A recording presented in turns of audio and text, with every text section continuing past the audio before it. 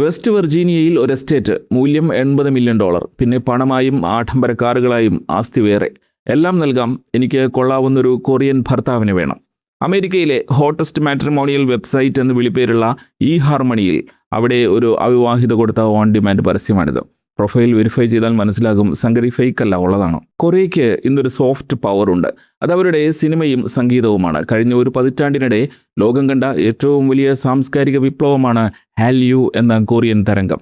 K പോപ്പിലും K ഡ്രാമയിലും ഫാഷനിലും നിറം കൂടാനുള്ള കോസ്മെറ്റിക്സിൽ മാത്രം ഒതുങ്ങി നിന്നിരുന്ന ഹാല്യു ഇപ്പോൾ ലോകമെമ്പാടുമുള്ള സ്ത്രീകളുടെ വിവാഹ സങ്കല്പങ്ങളെ പോലും മാറ്റിമറിച്ചിരിക്കുന്നു. ഇന്ന് അമേരിക്ക, യൂറോപ്പ്, തെക്ക് കിഴക്കൻ ഏഷ്യ എന്നിവിടങ്ങളിലെ വിവാഹ വിപണിയിൽ കൊറിയൻ യുവാക്കൾക്ക് ലഭിക്കുന്ന സ്വീകാര്യത സമാനതകളില്ലാത്തതാണ്. സ്റ്റാറ്റിസ്റ്റിക്സ് കൊറിയ നൽകുന്ന ഔദ്യോഗിക വിവരങ്ങൾ പ്രകാരം 2021 മുതൽ 2025 വരെയുള്ള വർഷങ്ങളിൽ കൊറിയൻ പുരുഷന്മാരും വിദേശ വനിതകളും തമ്മിലുള്ള വിവാഹങ്ങളിൽ വലിയ വർധനവുണ്ടായിട്ടുണ്ട്. 2022 11,900 വിദേശ വനിതകൾ കൊറിയയുടെ മരുമകളായി. 2023 14,260 കൊറിയൻ പുരുഷന്മാർ വിദേശത്ത് നിന്നുള്ള പെൺകുട്ടികളെ മംഗലം കഴിച്ചു. 2024 അത് 15,624 കൂടി. 2025 16,200 വിദേശ വനിതകളെ കൊറിയൻ പുരുഷന്മാർ കല്യാണം കഴിച്ചു. അതായത് കഴിഞ്ഞ 5 വർഷത്തിനിടെ മാത്രം 67,784 വിദേശ വനിതകളാണ് കൊറിയയിലെ മാച്ചോ ബോയ്സിനെ കെട്ടിയത്. ഇനി എവിടെ നിന്നാണ് കൊറിയയിലേക്ക് വധുക്കൾ വരുന്നത്?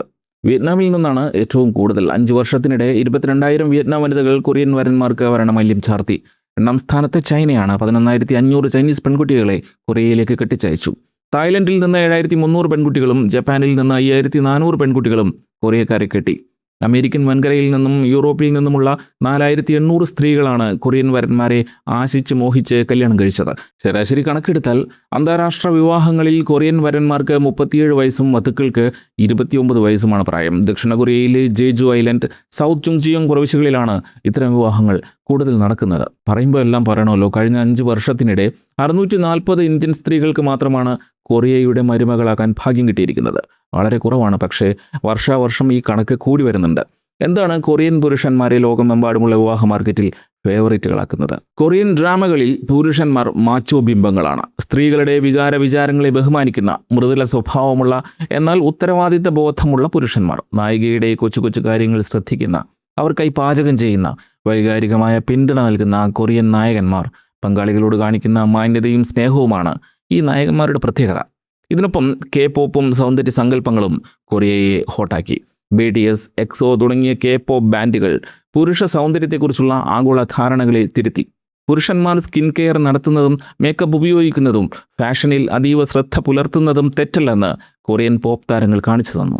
ഇത് പാശ്ചാത്യ രാജ്യങ്ങളിലെയും ഏഷ്യൻ രാജ്യങ്ങളിലെയും സ്ത്രീകളെ കൊറിയൻ യുവാക്കളിലേക്ക് ആകർഷിച്ചു. ഫ്ലവർ ബോയ് എന്ന് വിളിപ്പേരുള്ള സുന്ദരമായ മുഖവും സ്റ്റൈലിഷ് ലുക്കുമുള്ള കൊറിയൻ യുവാക്കൾ ട്രെൻഡായി. കൊറിയയിൽ ഇപ്പോൾ പുതിയൊരു ടൂറിസം ട്രെൻഡും ഉണ്ട്. പേര് റൊമാൻറ്റിക് ടൂറിസം. കൊറിയൻ തലസ്ഥാനമായ സിയോളാണ് ഇതിൻ്റെ കേന്ദ്രം. സിയോളിലെ ഹോങ്ഡെ, ഗന്നം, ഇറ്റാവോൺ പ്രദേശങ്ങളാണ് കൊറിയൻ റൊമാൻറ്റിക് ടൂറിസത്തിൻ്റെ ഹോട്ട് സ്പോട്ടുകൾ. ഇവിടെയുള്ള കഫേകളിലും ക്ലബ്ബുകളിലും വിദേശ യുവതികളുടെ വലിയ സാന്നിധ്യം കാണാം. പ്രത്യേകിച്ച് ഹോങ്ഡെയിലെ തെരുവുകളിൽ കൊറിയൻ യുവാക്കളെ പരിചയപ്പെടാനും അവരുമായി സംസാരിക്കാനും നിരവധി ടൂറിസ്റ്റുകൾ എത്താറുണ്ട്. കഫേകളും ക്ലബ്ബുകളും തന്നെ ഇതിനുള്ള അവസരമൊരുക്കുന്നു. അവർക്ക് ഫ്ലവർ ഫേസുള്ള കൊറിയൻ ബോയ്സ് സ്റ്റാഫായി ഉണ്ട്. മാത്രമല്ല എക്സ്ക്ലൂസീവ് മെമ്പർഷിപ്പുള്ള കൊറിയൻ യുവാക്കളും ഇവരുടെ പക്കലുണ്ട്. വിദേശ വനിതകൾക്ക് കഫേകളിലും ക്ലബ്ബുകളിലും എത്താം, സോഷ്യലൈസ് ചെയ്യാം. ഈ ആണുകാണൽ മാത്രമല്ല ഇവിടുത്തെ ടൂറിസം. കൊറിയൻ ഭാഷ പഠിക്കാനായി സിയോളിലെ സർവകലാശാലകളിലെത്തുന്ന വിദേശികളായ സ്ത്രീകളുടെ എണ്ണത്തിൽ വലിയ വർധനവുണ്ടായിട്ടുണ്ട്. പ്രാദേശികമായ സൗഹൃദങ്ങൾ സ്ഥാപിക്കാനും സാംസ്കാരികമായി ലയിച്ചു ചേരാനുമുള്ള ഇവരുടെ താല്പര്യം റൊമാൻറ്റിക് ടൂറിസത്തിന് ആഴം കൂട്ടുന്നു. കൊറിയൻ യുവാക്കൾ സ്ത്രീകളെ ബഹുമാനിക്കുന്നവരാണ്, ഇമോഷണലി ഓപ്പണാണ്, കുടുംബത്തെ വിലമതിക്കുന്നവരാണ്, റൊമാൻറ്റിക് സ്വഭാവമുള്ളവരാണ്, വ്യക്തിപരമായ ശുചിത്വത്തിനും സ്റ്റൈലിനും പ്രാധാന്യം നൽകുന്നവരാണ്, കരിയറിൽ സ്ഥിരതയുള്ളവരാണ്, സ്ത്രീകളുടെ വികാരങ്ങൾ ശ്രദ്ധിക്കുന്നവരാണെല്ലാം ശരി. അതോടൊപ്പം മറ്റൊന്നുകൂടിയുണ്ട്, അവർ തങ്ങളുടെ വംശശുദ്ധി കാത്തു സൂക്ഷിക്കുന്നതിൽ അങ്ങേയറ്റം ശ്രദ്ധ വയ്ക്കുന്നവരുമാണ്. കൊറിയൻ സമൂഹത്തിൻ്റെ വംശീയമായ ഏകാന്തത, എത്നിക് ഹോമോജനിറ്റി കുപ്രസിദ്ധമാണ്. തങ്ങളുടെ വംശത്തിൻ്റെ രക്തം മറ്റു വംശങ്ങളുമായി കലരുന്നതിനെ ജപ്പാൻകാരേക്കാൾ ഭയപ്പെടുന്ന വിഭാഗമാണ് കൊറിയക്കാർ. ദക്ഷിണ കൊറിയൻ ദേശീയതയുടെ കാതൽ ഡാൻഗൺ എന്ന പുരാണ പുരുഷനിലാണ്. ഡാൻഗണിൽ നിന്നാണ് ഓരോ കൊറിയക്കാരനും ഉത്ഭവിച്ചതെന്ന് അവർ വിശ്വസിക്കുന്നു. ശുദ്ധമായ വംശമെന്ന ഡാനിൽ മിനോങ് സിദ്ധാന്തം നൂറ്റാണ്ടുകളായി കൊറിയൻ ജനതയുടെ അസ്തിത്വമാണ്. 5000 വർഷത്തെ ചരിത്രമുണ്ടെന്ന് അവകാശപ്പെടുന്ന കൊറിയക്കാർ ഭൂമിശാസ്ത്രപരമായി ഒരു പെനിൻസുല ആണ്. തികച്ചും ഒറ്റപ്പെട്ട ഒന്ന്. നൂറ്റാണ്ടുകളോളം ചൈനയുടെയും ജപ്പാന്റെയും ആക്രമണങ്ങളെ നേരിട്ട ചരിത്രമാണ് കൊറിയയ്ക്കുള്ളത്. വിദേശ ആക്രമണകാരികൾക്കെതിരെ ജനങ്ങളെ ഒരുമിച്ച് നിർത്താൻ നമ്മൾ ഒരേ രക്തമാണ് എന്ന ചിന്താഗതി വലിയൊരു ആയുധമായി ഭരണാധികാരികൾ ഉപയോഗിച്ചു. പ്രത്യേകിച്ച് 1910 മുതൽ 1945 വരെയുള്ള ജാപ്പനീസ് അധിനിവേശ കാലത്ത് സ്വന്തം ഐഡന്റിറ്റി സംരക്ഷിക്കാൻ കൊറിയക്കാർ ഈ വംശീയ ബോധത്തെ ശക്തമായി മുറുകെ പിടിച്ചു. ജപ്പാനെ പോലെ കൊറിയയും പുറത്തു നിന്നുള്ള കുടിയേറ്റങ്ങളെ ദീർഘകാലം പ്രോത്സാഹിപ്പിച്ചിരുന്നില്ല. ജപ്പാനിലെ നിഹോ ജിൻഡോൺ സിദ്ധാന്തത്തിന് സമാനമാണ് കൊറിയയിലെ മിനിയോങ് ബോധം. അതുകൊണ്ട് തന്നെ തങ്ങളുടെ ആൺമക്കൾ വിദേശ സ്ത്രീകളെ വിവാഹം കഴിച്ച് വംശശുദ്ധി നശിപ്പിക്കുന്നത് കൊറിയൻ മാതാപിതാക്കൾ ആഗ്രഹിക്കുന്നുണ്ടായിരുന്നില്ല. ഇന്ന് പക്ഷേ കാലം അല്പം മാറി കേട്ടോ. ഇന്നത്തെ ദക്ഷിണ കൊറിയ ലോകത്തിലെ ഏറ്റവും കുറഞ്ഞ ജനന നിരക്കുള്ള രാജ്യമാണ്. ജനസംഖ്യ കുറയുന്നത് തടയാൻ വിദേശികളെ സ്വീകരിക്കേണ്ടത് അനിവാര്യമായിരിക്കുന്നു. ഗ്രാമീണ മേഖലയിലുള്ള കൊറിയൻ പുരുഷന്മാർ വിയറ്റ്നാം, ചൈന, ഫിലിപ്പൈൻസ് എന്നിവിടങ്ങളിൽ നിന്നുള്ള സ്ത്രീകളെ വിവാഹം കഴിക്കാൻ തുടങ്ങിയതോടെ മൾട്ടി കൾച്ചറൽ ഫാമിലീസ് അഥവാ ഡാമുഹുവ എന്ന വിഭാഗം കൊറിയയിൽ വളർന്നു. 2001 ഐക്യരാഷ്ട്രസഭ കൊറിയയുടെ ശുദ്ധവംശ പ്രചാരണങ്ങളെ വിമർശിച്ചിരുന്നു. ഇത് വംശീയ വിവേചനത്തിന് കാരണമാകുന്നു എന്നായിരുന്നു ആരോപണം. തുടർന്ന് കൊറിയൻ പാഠപുസ്തകങ്ങളിൽ നിന്ന് ഒരേ രക്തം എന്ന ഭാഗങ്ങൾ നീക്കം ചെയ്യുകയും കൊറിയ ഒരു ബഹുസാംസ്കാരിക സമൂഹമായി മാറിക്കൊണ്ടിരിക്കുകയാണെന്ന് അംഗീകരിക്കുകയും ചെയ്തു. നിയമപരമായി മാറ്റങ്ങൾ വന്നെങ്കിലും സാമൂഹികമായി ഇപ്പോഴും ചില വിവേചനങ്ങൾ നിലനിൽക്കുന്നുണ്ട്. മിശ്ര വിവാഹങ്ങളിൽ ജനിക്കുന്ന കുട്ടികൾ സ്കൂളുകളിലും ജോലിസ്ഥലങ്ങളിലും വിവേചനം നേരിടുന്നുണ്ടെന്ന് പല പഠനങ്ങളും ചൂണ്ടിക്കാട്ടുന്നു. പൂർണ്ണമായും കൊറിയൻ വംശജരായവരോട് സമൂഹം കാണിക്കുന്ന പരിഗണന പലപ്പോഴും ഇവർക്ക് ലഭിക്കാറില്ല. പുറത്ത് വലിയ ഡിമാൻഡ് ഉണ്ടെങ്കിലും കൊറിയയ്ക്കകത്ത് അവിടുത്തെ അവിവാഹിതരുടെ സ്ഥിതി അത്ര സുരക്ഷിതമല്ല. ദക്ഷിണ കൊറിയൻ യുവതികൾക്കിടയിൽ വിവാഹത്തോടും പ്രസവത്തോടുമുള്ള താല്പര്യമില്ലായ്മ കൂടി വരികയാണ്. അവരതിനെ 3 നോസ് എന്ന് വിളിക്കുന്നു. No marriage, no dating, no children. ഈ കൊറിയൻ സ്ത്രീകൾ അറിയപ്പെടുന്നത് തന്നെ സാംബോ ജനറേഷൻ അഥവാ 3 കാര്യങ്ങൾ ഉപേക്ഷിച്ച തലമുറ എന്നാണ്. കടുത്ത മത്സരമുള്ള കൊറിയൻ തൊഴിൽ വിപണിയിൽ വിവാഹവും പ്രസവവും കരിയറിനെ ബാധിക്കുമെന്ന് സ്ത്രീകൾ ഭയപ്പെടുന്നു. കൊറിയയിൽ വിവാഹശേഷം ജോലിയിൽ തുടരുന്നത് വലിയ വെല്ലുവിളിയാണ്. കൊറിയയിൽ വീട് വാങ്ങുന്നതിനും കുട്ടികളെ വളർത്തുന്നതിനും വരുന്ന അമിത ചെലവ് വിവാഹത്തിൽ നിന്ന് അവരെ പിന്തിരിപ്പിക്കുന്നു. വീട്ടുജോലികളും കുഞ്ഞുങ്ങളെ നോക്കുന്നതും സ്ത്രീകളുടെ മാത്രം ഉത്തരവാദിത്തമാണ് എന്ന പരമ്പരാഗത ചിന്താഗതിയോട് ആധുനിക കൊറിയൻ യുവതികൾക്ക് വിയോജിപ്പുണ്ട്. അതുകൊണ്ടാണ് കൊറിയൻ സ്ത്രീകൾക്കിടയിൽ 4B പ്രസ്ഥാനം, 4B മൂവ്മെന്റ് വേരുപിടിച്ചത്.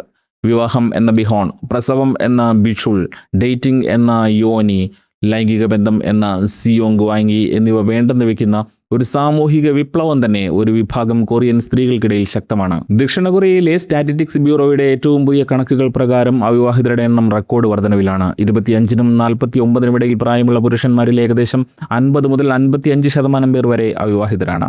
ഇതേ പ്രായപരിധിയിലുള്ള സ്ത്രീകളിൽ ഏകദേശം 38% മുതൽ 42% വരെ അവിവാഹിതരായി തുടരുന്നു. ചുരുക്കത്തിൽ വിവാഹപ്രായം എത്തിയവരിൽ പകുതിയോളം നിലവിൽ അവിവാഹിതരാണ്.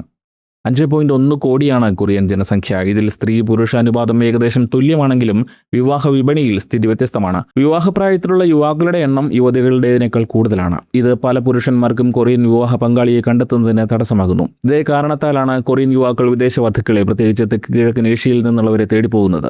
യൂട്യൂബിലും ടിക്ടോക്കിലും my Korean husband, living in Korea, international marriage with Korean man തുടങ്ങിയ ഉള്ളടക്കങ്ങൾ വലിയ ജനപ്രീതി നേടുന്നുണ്ട്. ചില വീഡിയോകൾ യഥാർത്ഥ അനുഭവങ്ങൾ പങ്കുവയ്ക്കുമ്പോൾ ചിലത് അതിശയോക്തിയുള്ള അവതരണങ്ങളുമാണ്. എന്നാലും ഇവയുടെ സ്വാധീനം ചെറുതല്ല. K-പോപ്പും K-ഡ്രാമയും കൊറിയൻ പുരുഷന്മാരെ ലോകത്തിന്റെ കൽപ്പനയിൽ പുതിയ രീതിയിൽ അവതരിപ്പിച്ചു. അവർ ഒരു സോഫ്റ്റ് മെസ്കുലിൻ ഐഡോൾ ആയി ചിത്രീകരിക്കപ്പെട്ടു. എന്നാൽ യാഥാർത്ഥ്യവും ഫാന്റസിയും തമ്മിലുള്ള വ്യത്യാസം മനസ്സിലാക്കേണ്ടതുണ്ട്. K-ഡ്രാമകളിൽ കാണുന്നത് പോലെയുള്ള ഒരു സ്വപ്നലോകമല്ല യഥാർത്ഥ ജീവിതമെന്ന് പലപ്പോഴും വിദേശി വധുക്കൾക്ക് ബോധ്യപ്പെടാറുണ്ട്. സ്റ്റാറ്റിസ്റ്റിക്സ് കൊറിയയുടെ കണക്ക് പരിശോധിച്ചാൽ ഏകദേശം 90,000 മുതൽ 1 ലക്ഷം വരെ വിവാഹമോചനങ്ങൾ പ്രതിവർഷം അവിടെ നടക്കുന്നുണ്ട്.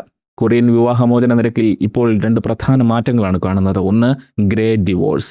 20-30 വർഷം ദാമ്പത്യം പൂർത്തിയാക്കിയവർ വേർപിരിയുന്ന രീതി കൊറിയയിൽ വർദ്ധിച്ചു വരികയാണ്.